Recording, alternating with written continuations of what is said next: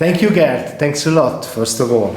And you underlined the difficulties of criticizing the digital society because the present is always changing. And are you defining a strategy to intellectually focusing these difficult times? The strategy really unfolds only within a certain paradigm. So this is the problem.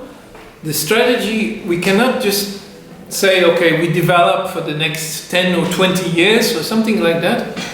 I think, if at all, it would work if we understand very well the zeitgeist, the contemporary moment.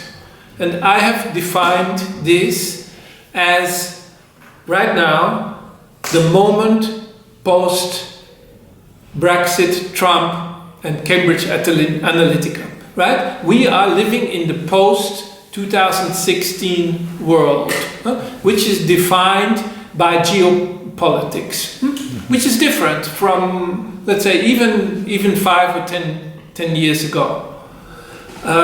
So within that framework, we can develop a strategy and probably also a critique. Now, it can also be that very fast, things will change, right? And this is the problem. And then we, unfortunately, have to rethink. Now, we can also say, okay, we built some very long-term alternatives, okay? That's good, and they will probably last much longer, 10, 20 or 30 years, something like that. But they are necessarily much smaller, and if you like, also more underground or avant-garde or conceptual, much in the same way, let's say, as I'm always inspired by conceptual art in the 1970s and 80s, right? This is my reference point when it comes to long-term thinking, right?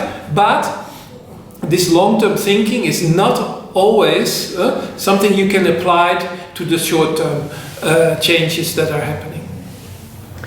And you agree about the fact that internet is a mess. And it is a mind for big companies to get and use data, but we, common people, how can we educate ourselves to orientate better and to use better the web? Well, in the past, we felt really trapped, like there is no alternative. How can I communicate with my friends and family? I can only do that through Facebook and okay, this is still valid. And funny enough, even the most radical artists, designers and activists are precisely the ones that rely most on Facebook. So there's an irony there. There's a very strange situation happening there. And you see that, for instance, amongst young people, it is much more fluid, it's much more, they are already really open to use all sorts of different things, right? So for young people there's already a multitude of platforms and alternatives that are available. And that really varies from free software to search engines. Okay, the only thing that we can say is that yes, the very big platforms, there's no alternative for that, and this is the problem that we need to tackle. When we face big changes, a lot of fears come out. In front of digitalization, new technology innovation, are there fears that can be considered justified? This is difficult because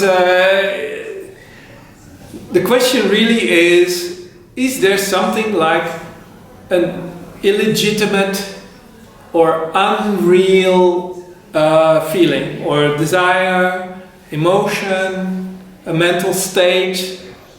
This goes back to the old discussion, for instance, about the false nature of the ideology. Is there something like that today?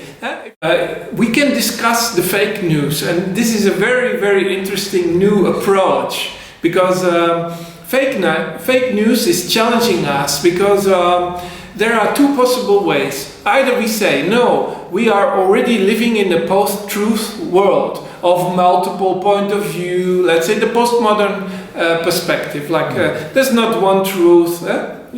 But the same people and the same activists, investigative journalists, etc., still want to unveil the fake news. And sometimes the same person is embodying the same position in one sentence or in one activity, which is very, very interesting. So there we see that this ambivalence we have is embodied deep inside us, and we need to further explore this ambivalence without just saying, okay, fake news will be filtered, or will, there are no simple technological solutions for this.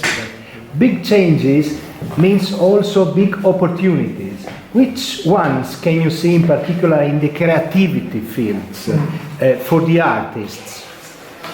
Let's say 5-10 years ago, we discovered that when it comes to art and art practices, we were living in the post-digital era, or even post-internet, for that matter, right? And this has been going on for some time, and in a way, artists have developed a very rich and hybrid language to show that yes, the digital is part of it, but we also use physical elements, exhibitions, and so on, right?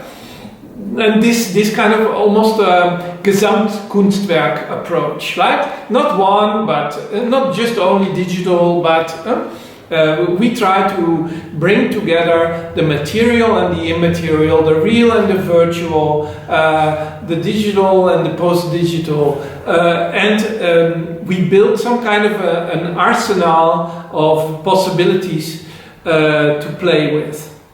Now, this was 5 or 10 years ago. Where are we now when it comes to the post-digital condition? That's a real question, and unfortunately, when we look at the big festivals or the biennales, etc., we don't really find an answer there. And one of the problems there is that the institutional world, funny enough, now again, is very, very much behind. So the institutional world is still catching up with this new reality.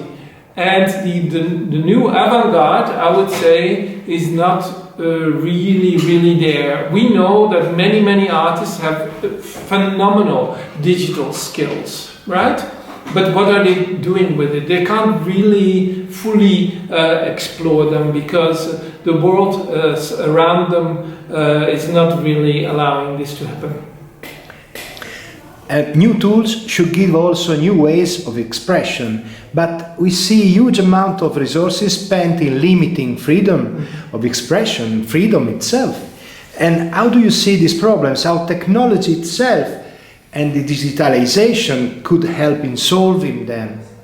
The freedom that we experience on the internet is probably something that is very personal. It's very intimate. It's something that we experience deep inside.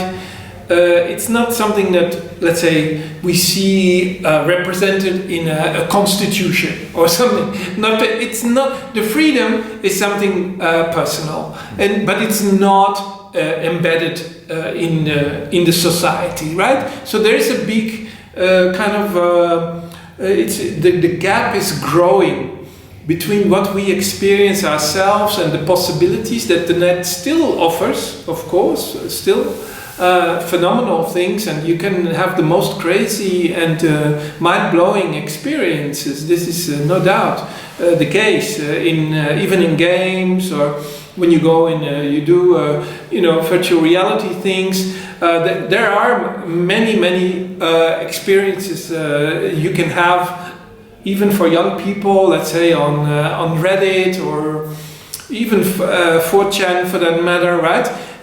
These are very foundational experiences for people, and they really identify themselves deeply with that cyber culture in the same way as we identified ourselves with the emerging culture at the time 25 years ago. Okay, so that moment is still there, but this is not shared widely in society. So what we see is kind of a new divide.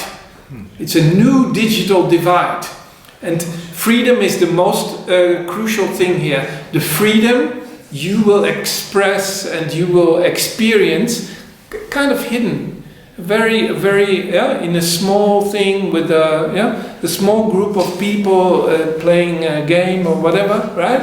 But it is not something that is shared, let's say, as in a broader community or society at large. Since 2010, you are not a Facebook citizen anymore. How did the Facebook state change since then, and how big power of huge tech companies is affecting and determining the world politics? As many people know, I left Facebook in 2010 in the first big campaign with 50,000 other people at the time, now almost a decade ago. And this was in protest against the privacy violations at the time, right? So this has all been known for a really long time.